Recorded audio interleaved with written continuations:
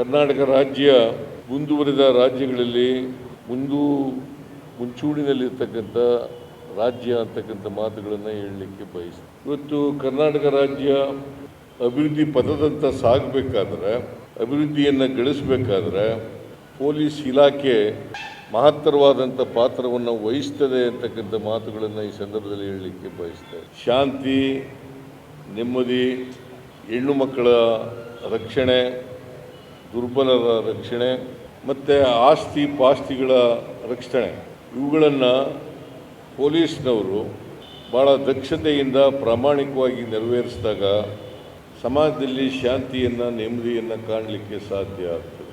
ಇದು ಆಗಬೇಕಾದ್ರೆ ನೀವೆಲ್ಲರೂ ಕೂಡ, ಎಲ್ಲ ಪೊಲೀಸು ಇಲಾಖೆಯ ಎಲ್ಲರೂ ಕೂಡ, DGPಯಿಂದ ಕೆಳಗಡೆವರೆಗೂ ಕೂಡ, ಕಾನ್ಸ್ಟೇಬಲ್ವರೆಗೂ ಕೂಡ ಪ್ರಾಮಾಣಿಕವಾಗಿ ದಕ್ಷತೆಯಿಂದ, ಕರ್ತವ್ಯ ನಿಷ್ಠೆಯಿಂದ ಕೆಲಸ ಮಾಡಿದಾಗ ಅಪರಾಧಗಳು ನಿಯಂತ್ರಣ ಆಗ್ತವೆ, ರಾಜ್ಯದಲ್ಲಿ ಅಪರಾಧಗಳು ಇಳಿಮುಖ ಆಗ್ತವೆ.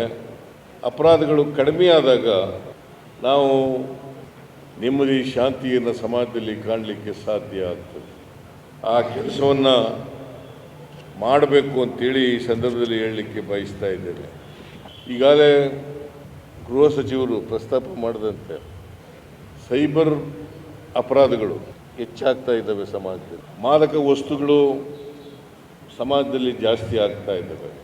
ಈ ಸೈಬರ್ ಕ್ರೈಮ್ಗಳನ್ನು, ಅಪರಾಧಗಳನ್ನು ನಾವು ಕಡಿಮೆ ಮಾಡ್ತಕ್ಕಂಥದ್ದು ಒಂದು ಸವಾಲು ಅಂತಕ್ಕಂಥದ್ದನ್ನು ನಾವು ಅರ್ಥ ಮಾಡ್ಕೋಬೇಕಾಗ್ತದೆ.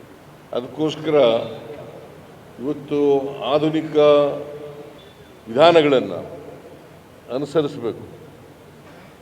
ಆಧುನಿಕ ಏನೇನು ಆವಿಷ್ಕಾರಗಳಿದ್ದಾವೆ ಆ ಎಲ್ಲ ಆವಿಷ್ಕಾರಗಳನ್ನು ಕೂಡ ನಾವು ಈ ಅಪರಾಧ ಪತ್ತೆ ಹಚ್ಚೋದ್ರಲ್ಲಿ ಮತ್ತು ತನಿಖೆಯಲ್ಲಿ, ಶಿಕ್ಷೆ ಕೊಡಿಸೋದ್ರಲ್ಲಿ ಪ್ರಯತ್ನವನ್ನು ಮಾಡಿದ್ರೆ ಆ ಪ್ರಯತ್ನ ಮಾಡ್ತಕ್ಕಂಥದ್ದಾಗ್ತದೆ. ಆ ಪ್ರಯತ್ನ ಸಫಲ ಆಗಲಿಕ್ಕೆ ಸಾಧ್ಯ ಆಗ್ತದೆ.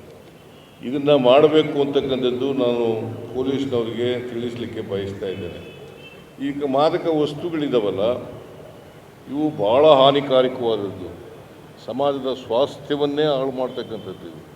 ಇದು ಹೆಚ್ಚು ಆಗಬಾರ್ದಂತೆ ನೋಡ್ಕೊಳ್ತಕ್ಕಂಥದ್ದನ್ನು ಪ್ರಯತ್ನ ಮಾಡಬೇಕು. ಪ್ರಯತ್ನಗಳು ನಡೀತಾ ಇದ್ದಾವೆ, ಆದರೆ ಇನ್ನೂ ಹೆಚ್ಚು ಪ್ರಯತ್ನಗಳು ಆಗಬೇಕು ಅಂತಕ್ಕಂಥದ್ದು ನನ್ನ ಅಭಿಪ್ರಾಯ. ಈ ಪ್ರಯತ್ನಗಳು ನಡೆದಾಗ ಮಾತ್ರ ಮಾದಕ ವಸ್ತುಗಳು ಕಡಿಮೆ ಆಗ್ತವೆ. ಯುವಜನರು, ನಾವು ಸಮಾಜದಲ್ಲಿ ಯುವಜನರನ್ನ ಮುಂದಿನ ಭವಿಷ್ಯ ಅವರೇ ಸಮಾಜ ನಿರ್ಮಾಣ ಮಾಡೋರು ಅಂತೆಲ್ಲ ಹೇಳ್ತೀವಿ ನಾವು.